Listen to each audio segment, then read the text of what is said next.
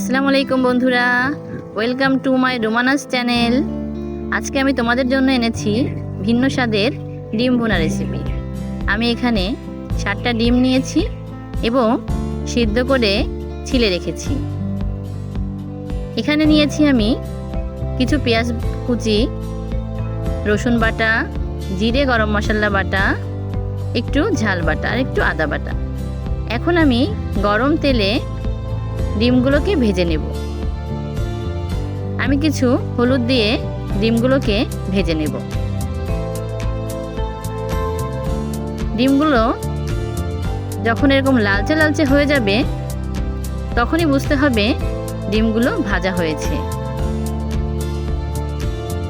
এবার আমি কড়াইতে তেল দিয়ে কিছু পেঁয়াজ কুচি বেরেস্তা করে নেব। আমি যে পেঁয়াজগুলো নিয়েছিলাম তার অর্ধেক পেঁয়াজ আমি বেরেস্তা করে নেব।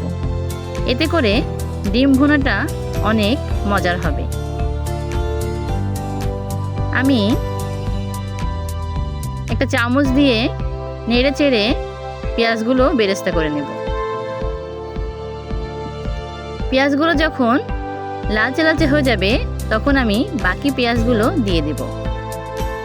এবার আমার যে মশলাগুলো ছিল, রসুন বাটা, জিরে গরম মশলা, আদা এবং একটু শুকনো ঝাল বাটা দিয়ে দেব।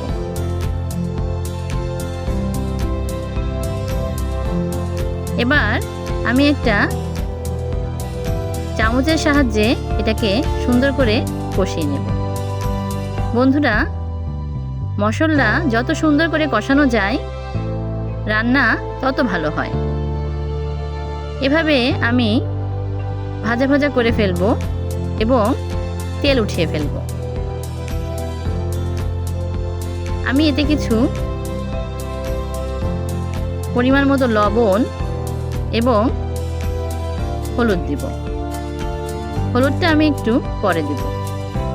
আমি একটা চামচের সাহায্যে এভাবে নেড়ে চেড়ে কষিয়ে নেব।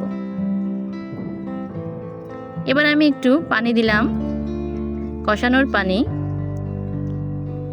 এবং হলুদ যোগ করলাম। আমি একটু লবণ অ্যাড করব। এর আগে আমি লবণ দিইনি। হলুদ লবণ দেওয়ার পরে আমি মশলাটাকে আরো ভালো করে কষিয়ে নেব।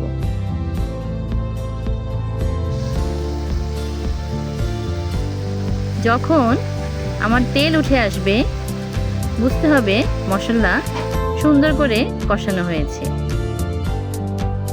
দেখতে পাচ্ছ কত সুন্দর কষানো হয়েছে। এবার আমি ঝোলের পানি দিয়ে দেব। ঝোলের পানি দেওয়া হয়ে গেলে আমার ভেজে রাখা সেই ডিমগুলো আমি এবার ঝোলের পানির মধ্যে দিয়ে দেব।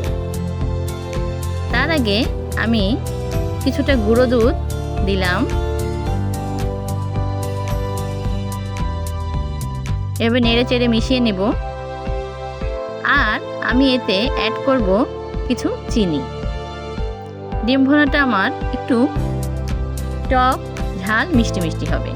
এবার আমি এর মধ্যে ডিম দিয়ে দিলাম। আমার ভেজে রাখা সেই 7টা ডিম এখন আমি ঝোলের পানির মধ্যে দিয়ে দেব।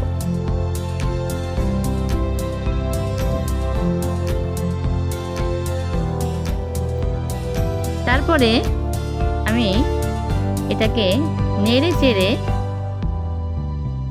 কিছু সময়ের জন্য ঢেকে রাখব।